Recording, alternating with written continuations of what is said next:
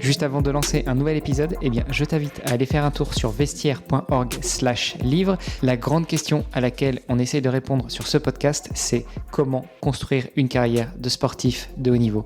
Devine quoi, avec Maxime Dubois-Danguin, on a fait un gros boulot pour synthétiser l'ensemble des interviews qui sont déjà diffusées sur le podcast dans les vestiaires et on a sorti ce qui j'espère sera ton prochain livre de chevet. C'est à découvrir sur vestiaire.org/livre. C'est disponible en version électronique sur notre site et puis sur Amazon si tu veux la version papier.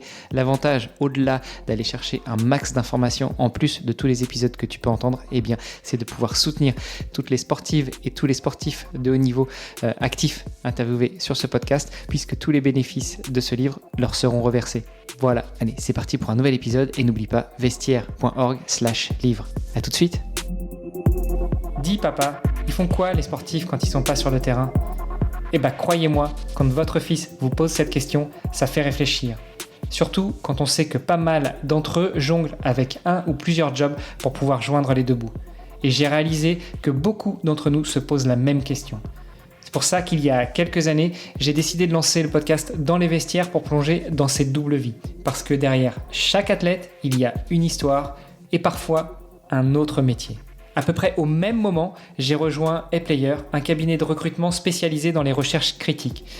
Alors moi, je suis recruteur tech et avec mon associé, on aide les entreprises à trouver les perles rares, mais on accompagne aussi les entités qui veulent définir ou redéfinir une politique de recrutement. Et je peux vous dire que des sportifs de haut niveau, croisés au gré de nos chasses de candidats, on en a vu un sacré paquet. Et oui, parce que, encore une fois, vivre de son sport n'est pas si facile quand on n'est pas installé au plus haut des podiums depuis des années. Et encore, comme une marque bien installée, il faut y rester et se réinventer sans cesse. Du coup, à travers les histoires inspirantes de mes invités, je vous propose de découvrir comment on peut répondre à nos enfants qui se demandent encore ce que font toute la journée ces sportifs de haut niveau. Parce que oui, entre sport et entrepreneuriat, il y a beaucoup de points communs. Et avec les JO de Paris qui approchent, c'était le moment de redonner vie à ce podcast. Alors restez après l'épisode, je vous donne tous les détails sur notre invité et je vous invite à aller voir la page sur le site vestiaire.org pour pouvoir le soutenir dans ses projets. Allez, c'est parti pour un nouvel épisode. Salut les sportifs, c'est Armano et vous êtes sur le podcast Dans les vestiaires. Et aujourd'hui, je suis très content d'être avec une invitée qui m'a proposé de venir au Racing Club de France à Paris pour pouvoir non seulement l'interviewer elle, mais aussi et surtout pour assister à un passage de témoin. Un passage de flamme, surtout en cette année olympique, c'est important d'utiliser ce terme. Je suis très heureux de tendre le micro à Séverine Desbouis. Bonjour Séverine. Salut. Tu vas bien ? Ouais, je suis confort là. Je suis assez contente de la journée. Ça va, la pression redescend ? Ouais, je suis satisfaite de la journée parce que c'était la promotion 3 qui était lancée, le passage de flamme entre la promotion 2 et la promotion 3. Palatine One Project, c'est un programme que j'ai créé il y a 3 ans avec Patrick Ibry. Vas-y. Avec Patrick Ibry. Et je suis super contente de ce projet. Et la 3e année, c'est comme dans l'entrepreneuriat en fait. Tu juges, ça passe ou ça casse au niveau de ton business. Ce programme, c'était... il y avait une promo 1 top, la 2 qui était vraiment très pertinente et qui a fait du 100% de résultats. Donc la 3, il ne fallait pas que je me plante, il ne fallait pas qu'on se plante. Et je pense qu'on a bien choisi. Ça va être une belle année, surtout 2024. Oui. Et alors le hasard faisant très bien les choses, sans même le savoir, j'ai déjà tendu le micro, dans le désordre, mais du coup pour la promotion 1 à Coralie Gassama, et puis pour la promotion 2 à Margot Rifkis. L'épisode avec Coralie, au moment où on enregistre, n'est pas encore diffusé. Celui de Margot, ça fait longtemps qu'il est dans les ondes. C'était aussi pour moi l'occasion, et je t'en remercie pour l'invitation, de la croiser aujourd'hui, de lui faire un bisou, parce qu'on échange depuis que je l'ai contactée, depuis que je l'ai interviewée, depuis que j'ai diffusé son épisode, et là la voir en vrai, c'est super sympa. On sent en plus ici qu'il y a une énergie, une atmosphère. On y reviendra tout à l'heure si tu veux bien. J'aimerais d'abord qu'on parle de toi, parce que c'est normalement la toute première question, la première chose que je demande à mes invités avant même de rentrer dans des discussions comme on vient de le faire aujourd'hui. Donc dis-nous tout. Qui est Séverine Desbouis ? Et là, tu as tout le temps que tu veux, vas-y. Ça là, j'ai pas trop l'habitude. C'est vrai que ces 3 dernières années, On a vu un petit peu plus Séverine Desbouis parce qu'il y a aussi une attente, je pense, de savoir qui est Séverine Desbouis. Bah vas-y, c'est le moment. Voilà, parce que je suis une femme très discrète, voire timide, ce qui étonne beaucoup les athlètes sur la Palatine. Mais Séverine Desbouis, c'est une jeune femme qui fêtera ses 50 ans cette année, qui est maman de 2 enfants, Camille 16 ans et 17 ans cette année, et puis Léthane qui aura 10 ans. Je suis originaire de Vichy, je suis très attachée à mes racines et le monde rural, donc c'est important pour comprendre aussi mon parcours. Donc je viens de Vichy. Mon papa me disait toujours, si tu dépasses le Cora de Vichy, on aura de la chance. C'est quelque chose que je cite beaucoup parce qu'il me tannait avec ça. Et à chaque fois que je le vois, il y a toujours une petite allusion à... Tu vois, j'ai fait quasiment le tour du monde en fait. Donc, Tu parles du Cora de Vichy, mais c'est marrant, ils ne sont pas dans les partenaires du PWP. Non, faudra en reparler. Non, mais on en reparlera. Et voilà, donc j'habite sur Paris, donc j'habite à Neuilly-sur-Seine. Aujourd'hui, je suis chef d'entreprise. Je dirige le groupe DSC, qui est un cabinet de conseil en intelligence économique et stratégie internationale, sur des secteurs d'activité que sont la mobilité, la santé, les finances. Le Palatine Women Project est un de mes clients. Voilà, j'ai aussi investi parce que c'est des choses auxquelles je tenais. Donc, j'ai créé la boîte Bot on Code, qui est de la robotique et le coding pour les enfants, et Whatgood, dans lequel je suis actionnaire, qui sont des home trainers connectés où tu fais de l'électricité, de la gamification pour les enfants. Et d'autres projets sont à venir. Donc ça, c'est la partie business, un petit peu... Normalement, je m'arrête là en général. Attends, parce que là, on parle business, mais sur un podcast de sport, tu peux pas t'arrêter là. Raconte-nous tout. Séverine Desbouis a effectivement eu une vie de sport. Ce que je disais aux filles, c'est vrai que c'est toujours plus facile pour moi maintenant qu'on voit Séverine Desbouis, la chef d'entreprise, et qu'on découvre que j'ai un passé d'athlète. Donc effectivement, j'ai fait plus de 15 ans de vélo à haut niveau.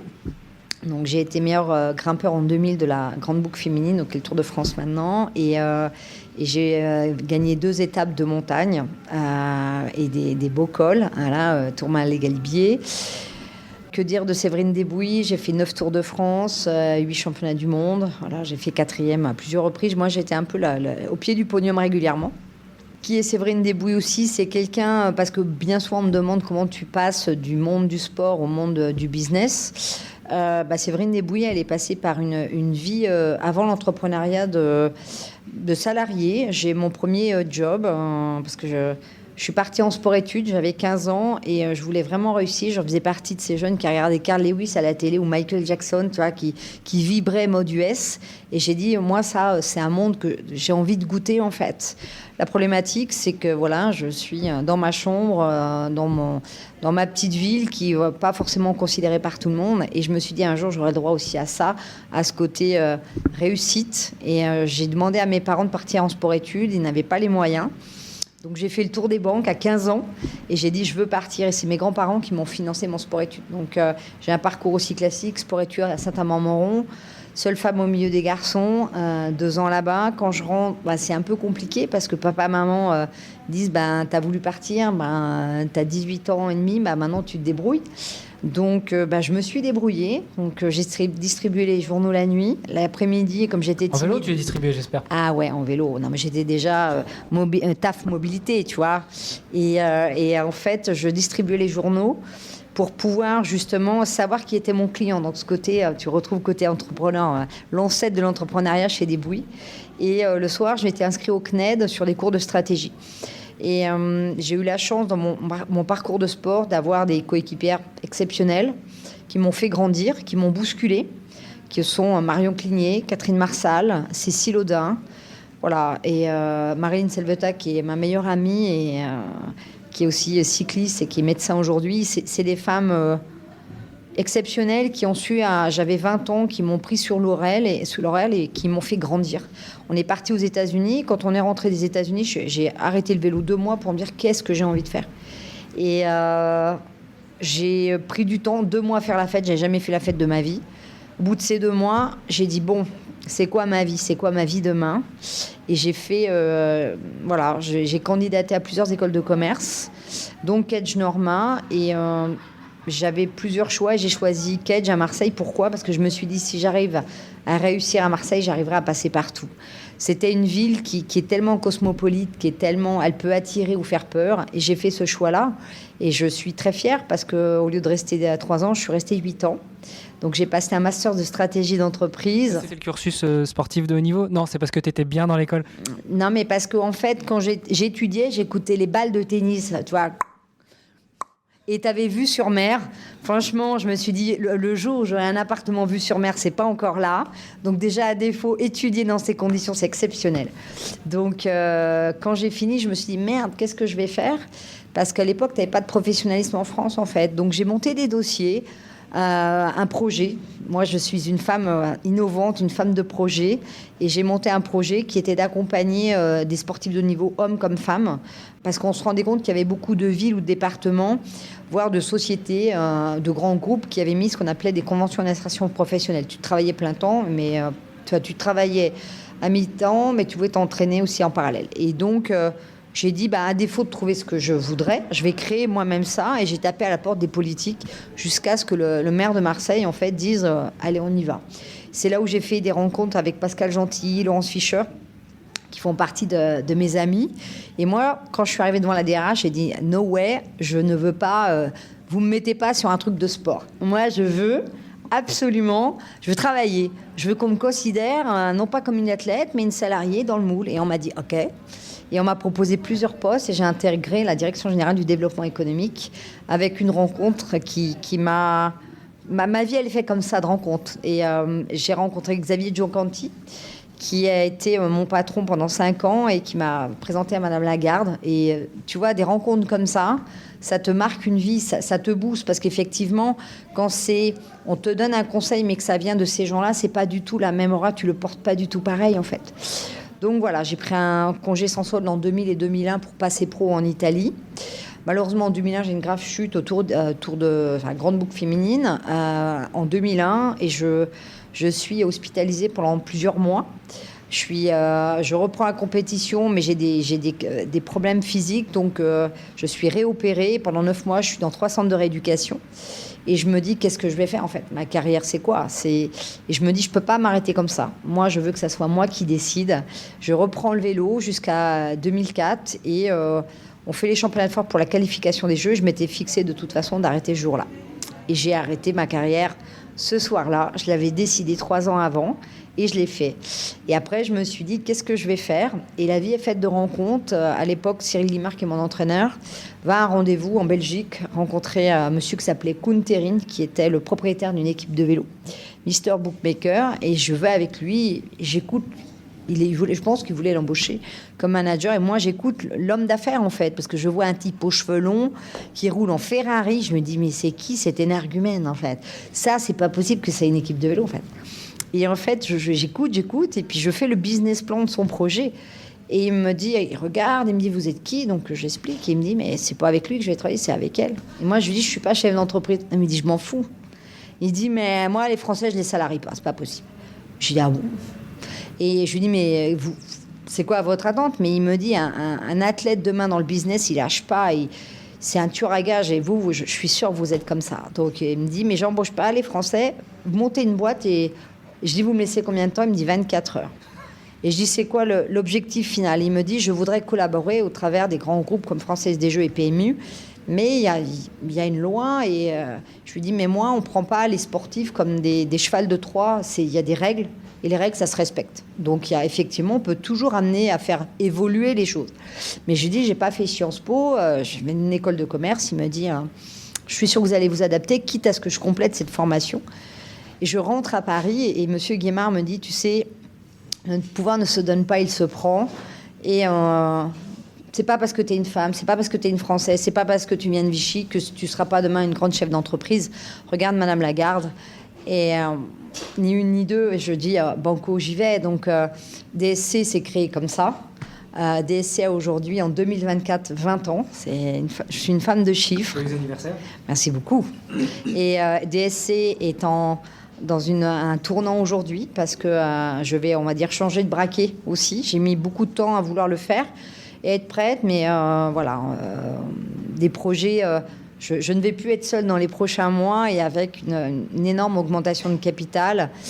Et je suis très contente de ça parce que, voilà, c'est finir sur une bonne note. Juste avant de faire une petite blague, tu citais Marion Cligné, que j'ai reçue dans cette 3e saison du podcast, donc franco-américaine.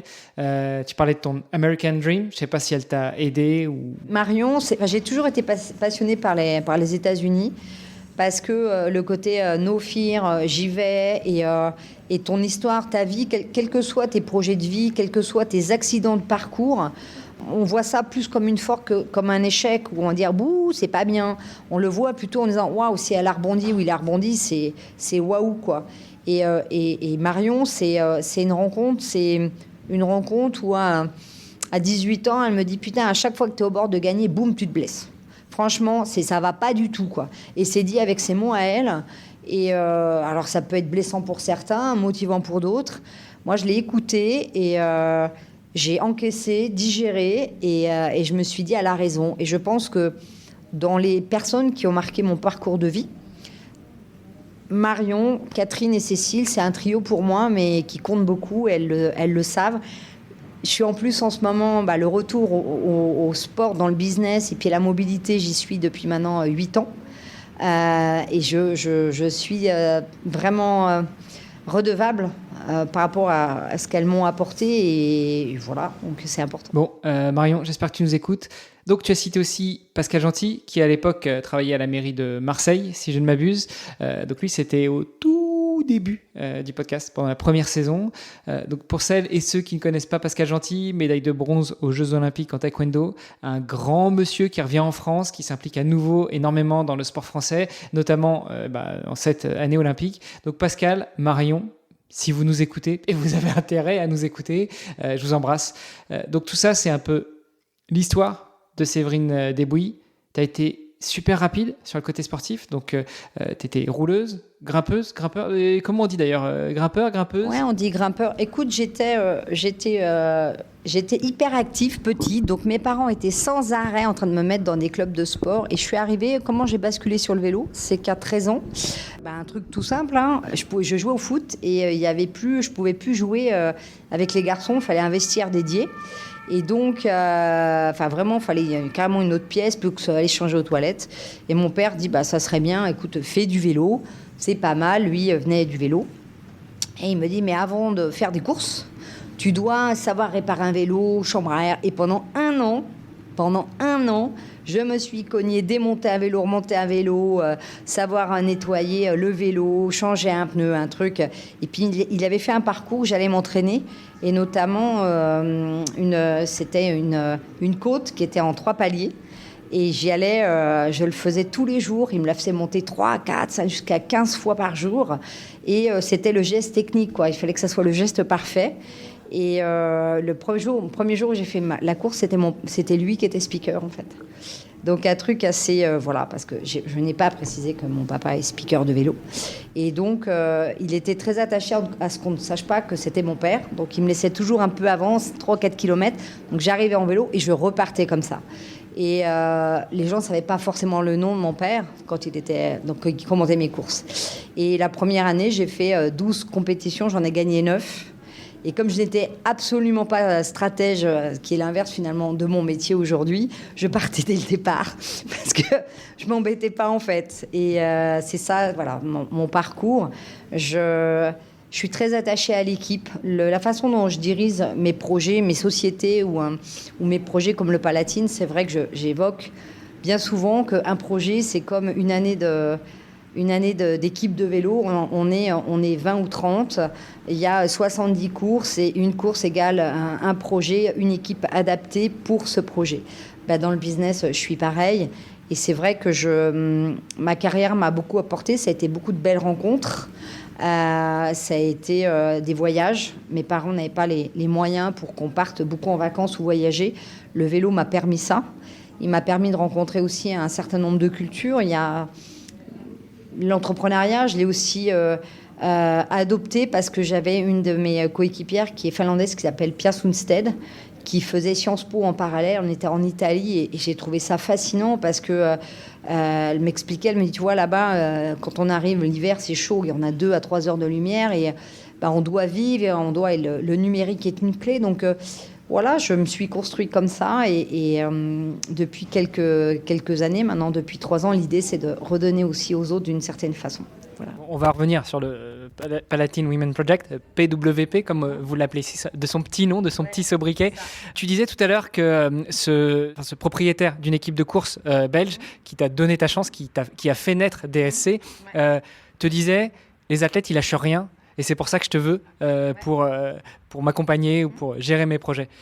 J'allais te demander justement quel parallèle tu fais entre le sport de haut niveau et l'entrepreneuriat. Et maintenant que tu as, entre guillemets, de la bouteille, si je puis me permettre, dans l'entrepreneuriat, quel parallèle entre l'entrepreneuriat et le sport de haut niveau ?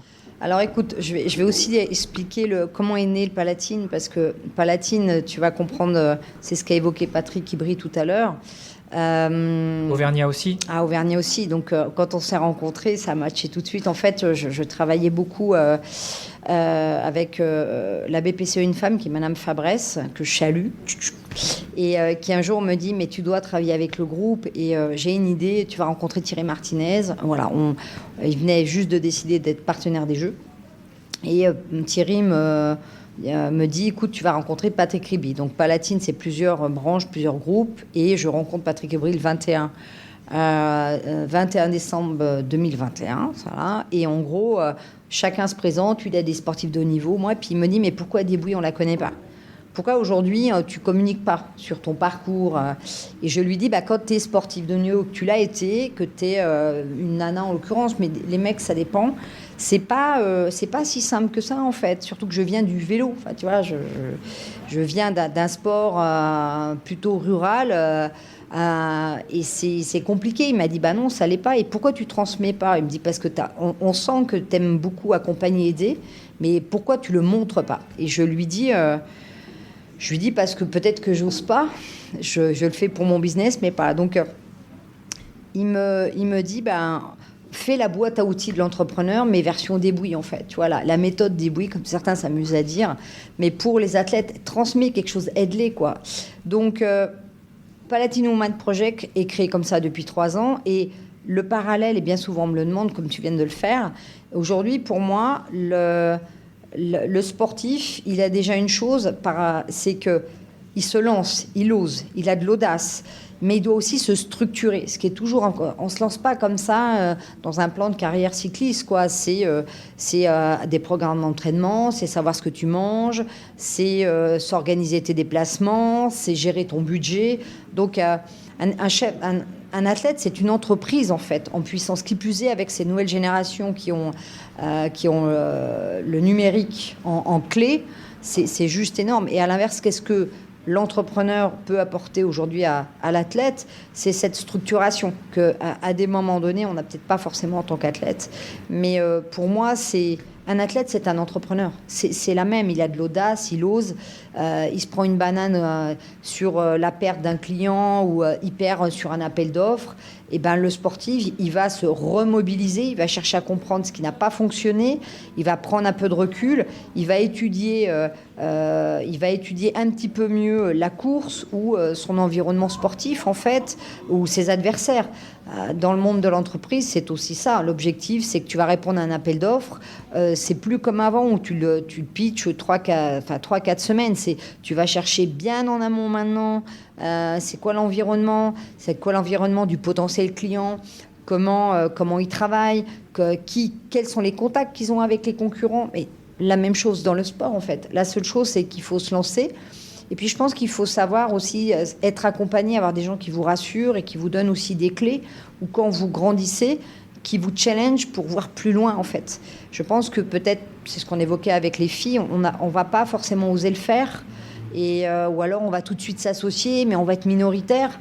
Non, il faut oser se dire, je vais gagner, le dire, ne pas avoir peur de perdre, voilà. Surtout, j'ai toujours tendance à dire, sache ce que tu ne veux pas, ce que tu ne veux plus.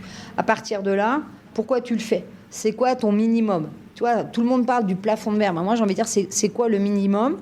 Voilà, ce que tu as besoin. Et dis-toi ce que tu as besoin, en fait. De quoi tu as besoin pour vivre, de quoi tu as besoin pour te rassurer mentalement. Et à partir de là, vas-y, quoi.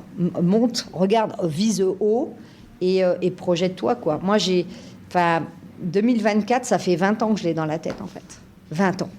Voilà. Bon, il y avait 2012 déjà, qu'on n'a pas eu pour les Jeux de Paris. Donc 2024, pas choix, c'est ça? Non. Ou c'est 2024 comme les Jeux, ou 2024 comme l'année, ou 2024 comme les 20 ans de DSC? 2024 comme quoi? 2024, c'est les 20 ans de DSC et j'ai 50 ans. Donc, voilà, c'est une question de chiffres, en fait. En parlant de chiffres, il y a un truc qui m'a marqué tout à l'heure, je voulais absolument pas l'oublier. Le mentorat de Palatine Women Project, c'est 9 mois. Pourquoi 9 mois? Une grossesse en rapport avec tes 9 mois où tu étais off pendant ta blessure? Pourquoi 9 mois? Pourquoi 9 mois? C'est la question que chaque promotion me pose. Alors écoute, pourquoi 9 mois? Parce que si tu calcules dans le business, tu comptes les nombres de semaines, en fait, où tu bosses pas, où les clients répondent pas, où les prospects, ça fait à peu près 9 mois. La grossesse, peut-être. Il y a peut-être inconsciemment un truc, en fait. Et non, les 9 mois de centre de rééducation, non. C'est plutôt... c'est du vécu, en fait. C'est sur ce que j'ai constaté entre, tu vois, les fêtes... où tout ça fonctionne pas en France, il se passe rien. Tu sais qu'à partir du 15-20 décembre, il se passe plus rien. Quand tu cumules, en fait... les dates, tu te rends compte que ça fait 9 mois, mais c'est 9 mois à fond où tu sais que ça va être productif, en fait. On note. On a parlé du Palatine Women Project, mais on ne l'a pas vraiment détaillé. On n'a pas dit exactement ce que c'était. Est-ce que tu peux nous en parler? Et puis dans Palatine Women Project, il y a Women. Tu disais tout à l'heure que tu as parlé avec les filles. Oui. Donc vas-y, je te laisse tout nous dire là-dessus. Alors, Palatine, donc j'ai évoqué comment le projet est né avec Patrick Ibry et Thierry Martinez. En fait, l'objectif, c'est des filles. Donc c'est un programme 100% féminin qui sont au minimum sur les listes de haut niveau à partir d'espoir. Pas forcément sport olympique, ça, c'est pas un problème. Valide ou non valide, voilà, para. C'est pas un sujet. L'objectif, c'est qu'elles aient au minimum 1 an de SIRET. On fait des exceptions sur les créations d'entreprises aussi, ou alors une fille qui aurait une asso mais qui est hyper structurée, qui fait du chiffre. Voilà, ça c'est un petit peu le cadre. Le profil de l'athlète. On a un board qui est là pour juger des candidatures. Donc, on lance un appel à candidature. On est, alors ça peut surprendre, mais on a entre 4 et 8 places par promotion. C'est voulu, en fait. L'idée, pour moi, c'est vraiment que les filles, on s'en occupe très bien. Et l'idée, c'est qu'elles sortent en ayant atteint les objectifs qu'on s'est fixés ensemble. Vraiment, pour moi, ça, c'est important. Le board, une fois qu'il décide de l'athlète qu'on va prendre, elles sont présentées à un mentor. L'objectif, c'est de faire ce parallèle avec le monde du sport, d'avoir quelqu'un un peu une référence qui puisse même échanger avec l'équipe sportive d'avant, mais même s'il y a très longtemps, c'est apprendre à connaître comment l'athlète ou l'ex-athlète fonctionnait sur son mindset. Et là, s'en suivent effectivement 3 périodes. La première période, c'est tout un accompagnement d'audit, de bilan de compétences, à la fois sur la personne, mais aussi sur le projet, comprendre son business plan. C'est aussi des cours d'anglais. Voilà. Et puis après, on bascule dans une série de masterclass. Alors, avec un accompagnement comptabilité, un accompagnement banquier, un accompagnement de charge sociale, un accompagnement sur ça va s'habiller, network. Donc, c'est vraiment comprendre aussi le business de l'athlète et comment elle l'a structuré et comment elle travaille aussi sur le plan de ses affaires. La brique 3, on rentre plutôt dans une partie très finance. Donc, c'est être certaine que le business plan ou le modèle économique qu'on aura vu sur la brique 2 est solide. Et à partir de là, on les accompagne pour leur trouver des clients, voir comment elles fonctionnent dans l'approche de leurs clients, ainsi que pour certaines des levées de fonds, parce que ça fait aussi partie de ces projets-là. L'objectif final, c'est qu'elles ressortent et qu'elles aient au minimum 1 an de trésorerie d'avance. C'est vraiment ça. Je veux qu'elles se disent, je suis sécure. Demain, certaines en vivent, d'autres ont ces sociétés-là à côté d'un autre job, mais qu'elles se sentent sereines et qu'elles aient considéré avoir atteint leur objectif. Voilà, simplement. Wow. Donc, en 9 mois, réussir à générer suffisamment de business et le rendre suffisamment pérenne pour qu'il y ait au moins 1 an de visibilité en termes de trésor. Exactement, c'est Trésor, c'est structuration. On va parler de Coralie Gassama, de la promo 1 et d'Alexia Barrier. Aujourd'hui, je suis vraiment fière. De toute façon, je suis fière de chaque fille. C'est que Coralie, aujourd'hui, elle développe le marché international. Elle va scaler sur un autre secteur d'activité. Elle a levé des fonds. La même chose pour Alexia. Sur la promo 2, on est parti aussi pour ça. Donc, voilà, pour moi, c'est une vraie fierté, c'est transmettre, c'était l'objectif. Et puis dire, voilà, demain, elles aussi, elles vont réussir, quoi. Et dans les sportives, parce qu'il n'y a que des femmes que vous accompagnez, que vous mentorez, il y en a qui sont encore athlètes. Comment elles font pour tenir la feuille de route? Comment elles font pour tenir le rythme effréné entre les entraînements, souvent le boulot à côté, et en plus le Palatine Women Project? L'objectif, c'est que ce n'est pas l'athlète qui s'adapte à un programme, c'est nous qui nous adaptons à l'athlète, en fait. C'est-à-dire, on prend l'exemple de Margot ou de Jade et Eva qui sont en compétition. Elles sont en train de concourir pour les Jeux. Vous prenez Margot, qui est devenue vice-championne d'Europe, vice-championne du monde, qui a été prise au programme HEC Entrepreneur, hier, qui a qualifié avec ses 4 partenaires sa discipline pour les Jeux. Ça en est l'exemple. Je pense que c'est toute une adéquation et un écosystème. L'objectif du programme, c'est s'adapter à elle. Donc, on a mis des bornes. L'idée, c'est déjà, elles signent un contrat aussi. C'est quelque chose de très important. 2, elles ont ce mentor qui est là, qui les accompagne. Moi, je suis là en back-office. Et on a des choses cadrées chaque semaine. Elles l'ont reçu aujourd'hui. Et certaines choses peuvent être adaptées en fonction de leur emploi du temps. Il y a beaucoup de communication. Je pense que c'est aussi les réseaux sociaux, les outils numériques, ont cette faculté-là aussi d'aller beaucoup plus vite, mais c'est géré à bon escient, en fait. Donc, on a créé aussi une logistique de travail adaptée à l'athlète pour l'aider à performer. Et pour moi, ça, c'était important. Ce que je veux dire, c'est que quand vous êtes une femme, que vous avez 1 ou 2 jobs, que vous avez des enfants, c'est la même, en fait. Donc, il n'y a pas que les athlètes. Le monsieur ou madame tout le monde, ils ont des vies et la charge mentale, ça peut être aussi important qu'un athlète qui essaie de conjuguer plein de choses, en fait. Écoute, Séverine, merci beaucoup pour ça, merci pour l'accueil. Toi. Aujourd'hui, on n'est pas trop rentré dans le détail de toi, de ta carrière, etc. Mais je pense qu'on a bien compris le concept, la femme que tu es. Et ce que je te propose, c'est de revenir te voir, te retendre le micro. Et là, plaisir. On prendra quelques heures pour discuter. Ça te va ? C'est cool, avec plaisir. Merci beaucoup. Merci à tout le monde. Pour terminer, où est-ce qu'on te retrouve toi ? Et où est-ce que si on est une femme sportive de haut niveau et qu'on s'intéresse au Palatine Women Project, où est-ce qu'on peut retrouver ça ? Alors écoute, tu viens sur LinkedIn si tu veux me voir. C'est très simple, tu te connectes. Coucou, Sève, je voudrais te parler. Instagram. Je viens de la part du podcast Dans les Vestiaires, Exactement. Évidemment. Et tu dis, écoute, est-ce qu'on peut échanger Voilà, j'aimerais candidater à Palatine ou j'aimerais un coup de main. Et tu seras la bienvenue, homme comme femme, pas de problème. Super, merci beaucoup Séverine. Merci. Alors on est d'accord, chaque athlète a une histoire unique, comme tous les athlètes que vous avez pu entendre sur ce podcast jusqu'à présent. Et d'ailleurs, il n'y a pas que des athlètes, il y a aussi celles et ceux qui font le sport, il y a aussi des entrepreneurs, des experts business qui viennent nous parler de leur vision, de comment est-ce qu'on peut construire une carrière de sportif de haut niveau ou accompagner. Justement, on a écrit le livre Dans les Vestiaires qui s'appelle Secret de champion. Avec Amazon, vous pouvez le faire imprimer et le recevoir directement chez vous. Sur le site, ce sera de la version électronique. Tout ça pour dire que le média Dans les Vestiaires œuvre pour soutenir les sportives et les sportifs de haut niveau, pour les aider à construire leur carrière et pour atteindre le plus haut niveau. Qui sait, peut-être on retrouvera une bannière Dans les Vestiaires sur les podiums des Jeux Olympiques. En tout cas, n'hésitez pas à venir échanger avec nos invités sur leurs réseaux sociaux. Tous les liens sont dans les notes de l'épisode. Et puis, chaque euro compte. On a besoin de vous. 100% des dons sont directement reversés aux sportives et sportifs de haut niveau invités sur le podcast Dans les Vestiaires. Notre objectif, c'est de mettre en lumière ces héros du sport et ils ont besoin de votre soutien. Le plus simple, c'est encore de partager leurs histoires et de les aider à briller sur la scène internationale. Et ainsi, tout le monde fera un petit peu partie de cette superbe aventure sportive et philanthropique. Partagez leurs épisodes, ça nous aide et surtout ça les aide. Allez, sportez-vous bien et on se retrouve très prochainement pour un nouvel épisode. Salut les sportifs!